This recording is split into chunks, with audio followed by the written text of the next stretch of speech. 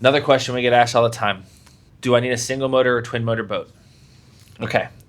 I think this question stems a lot from back in the two-stroke days, the stern drive inboard outboard days. We'll have that conversation on another podcast. Where if you don't buy an inboard outboard, please. Um, so with the newer four-stroke stuff, most all of them are so reliable, man. Like it's such a the old saying, the two best days of a boat owner's life when he buys and he sells. Those days are really gone, man. Like we don't have all the problems we used to have as long as there's basic maintenance done.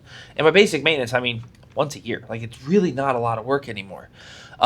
Most of the problems that we have with newer four-stroke outboards are fuel-related. And if we have a fuel contamination issue, fuel-related issue, I don't care if you got one motor or 8 motors in the back of that boat. Unless you got multiple tanks to pull from, it's going to contaminate all motors.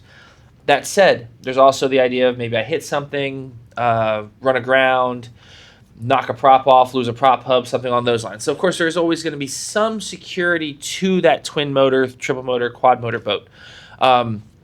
Is it as big as it used to be? Absolutely not.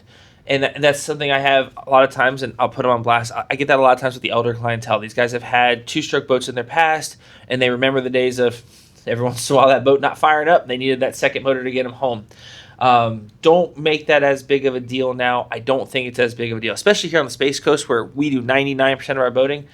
I think the single motor boat will do all of you just fine, and it's half the maintenance, probably better fuel economy, and I think it'll do just fine in the long run.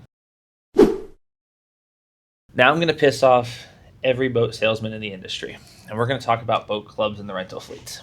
So the boat club itself, whether it be Carefree Club, Freedom Boat Club, you name any of the boat clubs in the area, they're not bad, and no salesman wants to tell you that. And I'll tell you why. We had the conversation about picking the first boat on one of our earlier episodes and making sure you get the right boat. Sometimes you have to go out on that boat to figure out what the right boat is. And most dealers aren't going to let you go sea trial 7 different boats. It's just not going to be a thing. So sometimes it might save you money in the long run to join a boat club for a year.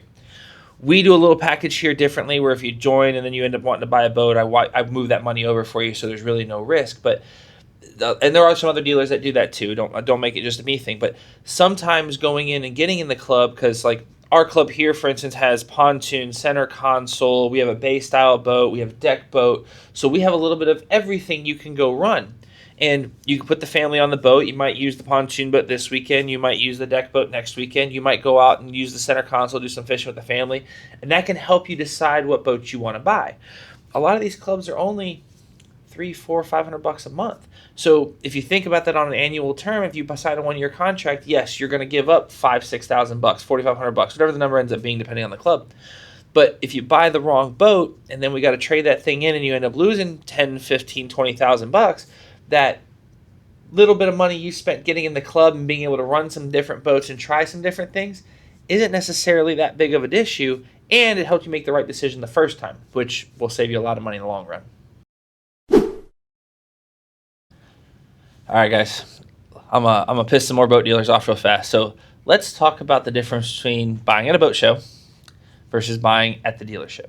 Okay, boat shows have their place. Boat shows do a lot for being able to see multiple makes and models in one room. Boat shows do a lot for getting the manufacturers to give us some rebates, stuff along those lines. Understand, as a dealer, and I don't want to, I told you I don't want to be this as a dealership thing, but as a dealer, I have to make money to make a living. That's how this works. We got to pay for this place. When you start adding in your costs of sale, and some of those boat shows can be $10,000, $15,000, $20,000 for that square on the floor that we're into, unless there's some serious manufacturer kickbacks, we have to factor that into the cost of the boat at the show. Doesn't mean I'm telling you can't get a deal at a boat show. Doesn't mean I'm telling you shouldn't buy a boat at a boat show. What I'm telling you is you got to factor into the fact that we had to haul the boats there, we had to pay the guys to be there, we had to pay for the food while they were there, and we had to pay for that spot. And all of that is factored into the cost of every one of those boats. So, something to think of when you're researching boats. A lot of guys get into this motive, I found the boat I want, I'm going to wait for the boat show to see if I can get it cheaper. I promise you, as someone that does this every day, leading up to the boat show, I will give you a better deal on a boat, and most dealers will, to take that boat before the show, because then I don't have to have it detailed in the show. I don't have to haul it to the show. I don't have to pay someone to move it into the show. I don't have to pay someone to move it out of the show. I don't have to pay someone to clean it in the show. And I don't risk someone damaging it while it's in the show. So My suggestion is always, as you're working your way into that season, stuff on those lines, if you want to use the shows and stuff to go look at multiple boats, to negotiate, to figure out the deals, that's great. But don't make it, hey, I have to only buy a boat at the boat show, because I promise you, you can probably do a little better at the dealership prior to the show, regardless of the brand.